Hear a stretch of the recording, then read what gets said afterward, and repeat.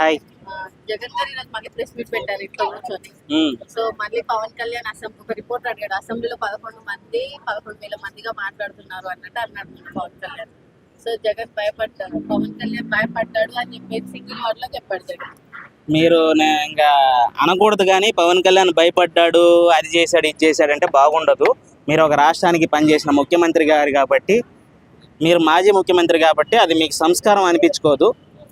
ఒకటి, ఇలాంటి మాటలు మాట్లాడకుండా బాగుంటుంది. పక్కనున్న జనాల మనోభావాలు దెబ్బతింటది. భయపడ్డాడు, అది చేశాడు, ఇది చేశాడు. ఎందుకు భయపడతాడు?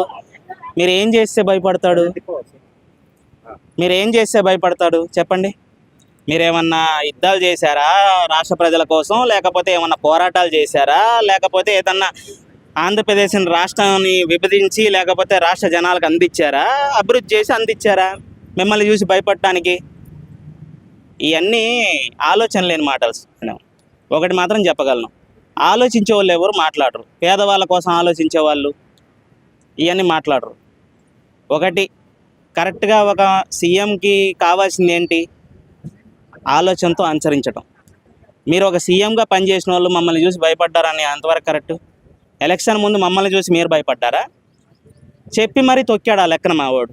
మరి మేము చెప్పాలా? మరి గుర్తుపెట్టుకో, తల మీద కాలేసి తొక్కుతాం కదా, అప్పుడు తెలుసుద్ది మేమంటే ఏంటని. మరి దానికి మీరు భయపడ్డారా? చెప్పుకుంటూ పోతే చాలా ఉంది. సమస్యలు అనేది ఆలోచించి ప్రజలకు ఏం కావాలో మీరు మాట్లాడాలి, కానీ ప్రజల సమస్యలు ఏంటో. మీకు ఇంత డబ్బు ధనము, మీరు ఐశ్వర్యంలో గొప్పవాళ్ళు, ప్రతి డిస్ట్రిక్ట్ ఒక 100 కోట్లు ఖర్చు పెట్టే కెపాసిటీ ఉన్నవాళ్ళు, మీరు ₹1 ఇచ్చేదానికి వెనక ముందు అవుతున్నారు. 1300 కోట్లు పెట్టి 13 జిల్లాల్ని డెవలప్ చేయలేకపోతున్నారు. ఏమన్నా అంటే ప్రభుత్వం ఎందుకుంది, అదెందుకుంది, ఇదెందుకుంది, మాకు భయపడ్డారు, ఇది చెప్పడానికా? ఇలా మాట్లాడితే నెక్స్ట్ ఎలక్షన్లో కూడా డిపాజిట్లు కూడా రావండి.